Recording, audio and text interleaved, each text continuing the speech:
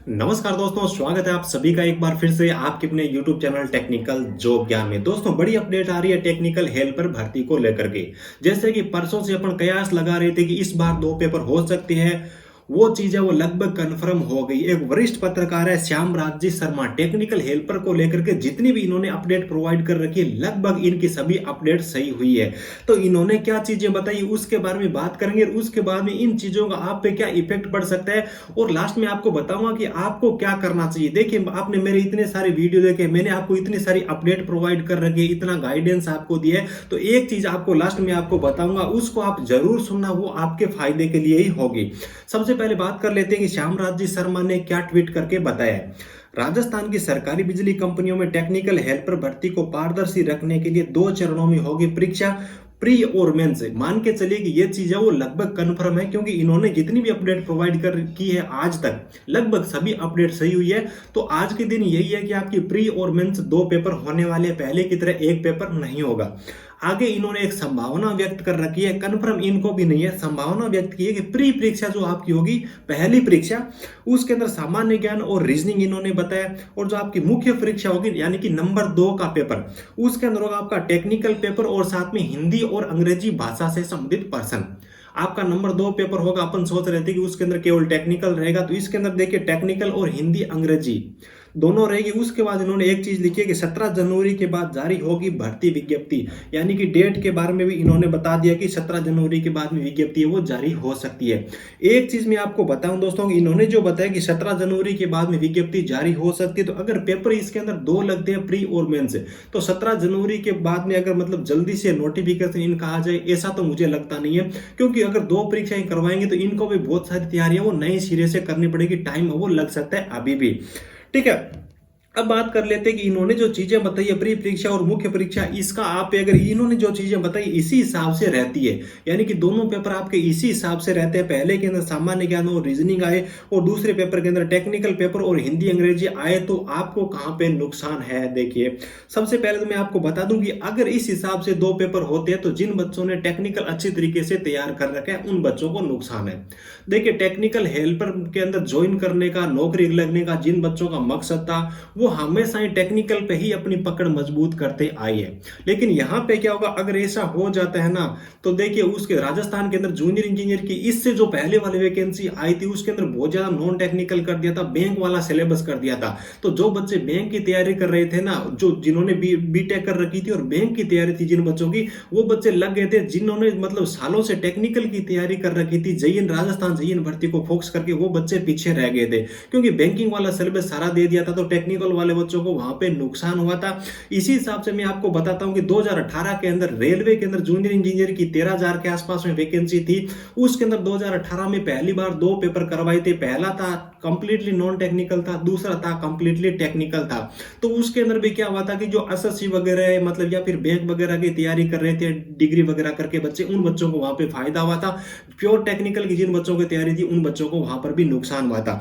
और एक संभावना और बनती है कि अगर दूसरा पेपर आपका टेक्निकल पेपर और हिंदी अंग्रेजी का आता है, तो मतलब इस प्रकार के जुगाड़ वाले आदमी जो डिपार्टमेंट से जिनके बच्चे मतलब संबंधित है, मतलब जिनका टेक्निकल तैयार नहीं है, तो हिंदी अंग्रेजी वगैरह के जिन्होंने मतलब बैंक वगैरह या मतलब किसी नॉन टेक्निकल की अच्छी तरीके से तैयारी कर रखी है, और सेकंड पेपर के अंदर टेक्निकल थोड़ा दे दे और हिंदी और अंग्रेजी का उसके बराबर भी अगर पोर्शन कर दें, तो टेक्निकल वालों को बहुत ज्यादा इसके अंदर नुकसान हो सकता है। देखिए, प्री परीक्षा और मुख्य परीक्षा, इसके अंदर आपके मतलब फायदा कब हो सकता है। इन्होंने ये चीज तो सही लिखी है और बताइए कि पारदर्शिता रखने के लिए 2 पेपर ये करवा रहे हैं, क्योंकि इनको भी मतलब क्या है कि ये ऐसा हो चुका है कि पहले 2 टेक्निकल हेल्पर भर्ती थी, उनके अंदर मतलब गतिविधियां हुई है, इसलिए इसको भर्ती को पारदर्शी रखने के लिए अपने को 2 पेपर करवाने चाहिए। 2 पेपर करवाना कोई गलत बात नहीं है। बहुत सारे बच्चे बोल रहे हैं, बहुत सारे टीचर्स को भी मैंने सुना, अच्छे अच्छे टीचर्स है, वो भी ये बता रहे हैं कि ये कोई आरएएस की भर्ती नहीं है, इसके अंदर 2 पेपर नहीं होना चाहिए। मैं आपको बता दूं कि राजस्थान के टेक्निकल हेल्पर वाले बच्चे हैं, उनके लिए टेक्निकल हेल्पर की भर्ती आरएएस से बढ़ के है। आरएएस की हर साल वैकेंसी आ जाती है, लेकिन टेक्निकल हेल्पर भर्ती है वो कितने सालों से आ रही है, आगे आने की संभावना भी नहीं है। तो आईटी वाले बच्चों के लिए यही आरएएस की परीक्षा और बिल्कुल पारदर्शिता के साथ में होनी चाहिए। पारदर्शिता के लिए तो चाहे कितने भी कदम उठाए कोई भी गलत नहीं है, लेकिन यहाँ पे मैं आपको बताऊं कि आपको अब क्या करना चाहिए। बहुत सारे बच्चे हैं मतलब एक ही परीक्षा हो ऐसे ट्वीट कर रहे हैं। परीक्षा दो हो चाहे कोई दिक्कत नहीं है, अगर एक ही पेपर होता है तो कोई भी आदमी हर प्रकार की रिस्क लेने के लिए तैयार होता है। मतलब कितने भी पैसे लगे, एक बार पेपर हो जाए तो अपन नौकरी लग जाएंगे, उसके बाद में पैसे चुकत कर देंगे। लेकिन जब पेपर दो होते हैं तो कोई भी आदमी मतलब इस प्रकार की मतलब बड़ी रिस्क लेने के लिए तैयार नहीं होता है। जैसे कि अपने जो ग्राम सेवक का पेपर था उसके अंदर देखा था कि कहीं पर भी पेपर लीक होने की, फर्जीवाड़े की कोई भी न्यूज बाहर नहीं आई थी, क्योंकि उसके अंदर दो पेपर लगे थे। पेपर इसके अंदर दो हो चाहे कोई दिक्कत नहीं है, जिससे कि पढ़ने वाले बच्चों का सिलेक्शन हो। लेकिन आज मैं आपको एक चीज बता रहा हूं, इस चीज का ध्यान रखना। पेपर दो हो चाहिए, लेकिन आपको मतलब किस प्रकार के ट्वीट करने हैं, आपकी डिमांड क्या होनी चाहिए। देखिए मेरे को मतलब इसके अंदर टेक्निकल रहे नॉन टेक्निकल रहे, मेरे पे कोई प्रभाव नहीं पड़ेगा, क्योंकि मुझे तो जॉब मिली है। मैं आपके फायदे के लिए एक चीज बता रहा हूं, होना ऐसा चाहिए कि पहला जो पेपर है इसके अंदर भी टेक्निकल और नॉन टेक्निकल दोनों रहने चाहिए। 50% टेक्निकल कर दो, 50% नॉन टेक्निकल कर दो, और उसके बाद में जो नंबर 2 पे पेपर आता है उसको प्योरली टेक्निकल कर दो। जिस हिसाब से आपको दिल्ली सब ओरिएंटेड सर्विस सिलेक्शन बोर्ड है उसके अंदर जूनियर इंजीनियर की अभी जो भर्ती निकली हुई है उसके अंदर प्री के अंदर भी टेक्निकल और नॉन टेक्निकल दोनों है, और जो मेंस है उसके अंदर भी टेक्निकल और नॉन टेक्निकल दोनों है। तो इससे क्या होगा कि पहले के अंदर आपका टेक्निकल और नॉन टेक्निकल दोनों होगा, तो जिनको टेक्निकल अच्छा तैयार है उनको नुकसान नहीं होगा, और मेंस के अंदर तो टेक्निकल रहना ही रहना चाहिए। तो जिन बच्चों ने सालों से टेक्निकल हेल्पर भर्ती पर फोकस करके तैयारी की है उन बच्चों को लॉस नहीं होगा, और परीक्षा भी पारदर्शिता से हो जाएगी। जो गलत बच्चे होंगे मतलब भ्रष्टाचार वगैरह के चांसेस है वो काफी कम हो जाएंगे। यहाँ पे देखिए सामान्य ज्ञान इन्होंने जो बता रखा प्री परीक्षा के अंदर इंडिया लेवल का नहीं करके इसके अंदर भी सामान्य ज्ञान है वो प्री के अंदर केवल और केवल राजस्थान का रहना चाहिए, जिससे कि बाहर वाले बच्चे हैं वो इसके अंदर मतलब इनको ज्यादा से ज्यादा फायदा नहीं हो, मतलब वो बच्चे को कम से कम सिलेक्ट हो। क्योंकि देखिए पहली परीक्षा के अंदर सामान्य ज्ञान इंडिया लेवल का दे देंगे, वर्ल्ड लेवल का दे देंगे, तो बाहर वाले बच्चे वो पहली परीक्षा पास कर जाएंगे। उसके बाद दूसरा पेपर होगा वो टेक्निकल का हो, चाहे हिंदी का हो अंग्रेजी का, वो सभी चीजें सबके तैयार होती है। तो मेरी आपसे यही रिक्वेस्ट है, आपको मेरे हिसाब से अभी इस प्रकार के ही ट्वीट करने चाहिए, जैसे कि आप बच्चे हैं वो टेक्निकल वाले आईटी वाले जो बच्चे हैं ट्वीट करने में बहुत ज्यादा माहिर है।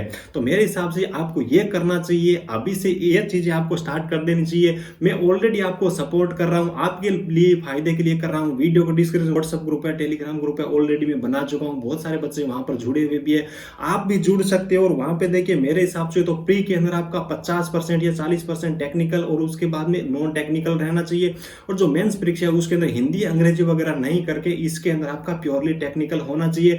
प्री परीक्षा के अंदर राजस्थान जी के उसका वेटेज ज्यादा रहना चाहिए।